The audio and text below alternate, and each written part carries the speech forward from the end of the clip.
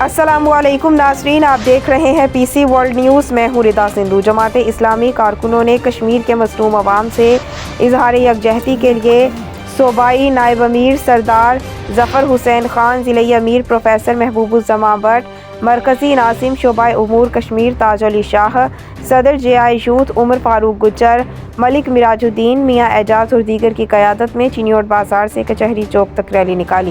ہمارے نمائندے مرزا ہارون کی تفصیلات کے مطابق ریلی میں باپردہ خواتین اور معصوم بچے بھی شریک تھے۔ شہر بھر سے سینکڑوں گاڑیوں، موٹر سائیکلوں پر جماعت اسلامی کے کارکن زونل امرا کی قیادت میں جلوسوں کی شکل میں شریک ہوئے۔ ریلی میں شریک معصوم بچے کشمیری پرچم اٹھا کر کشمیر سے اپنی یکجہتی کا اظہار کرتے رہے۔ ریلی کے اختتام پر کچہری بازار چوک پر خطاب کرتے ہوئے مقررین نے کہا کہ کشمیر کی آزادی قومی ایجنڈا ہے، جسے انحراف کرنے والوں کو قوم ایک لمحے کے لیے برداشت نہیں کرے گی۔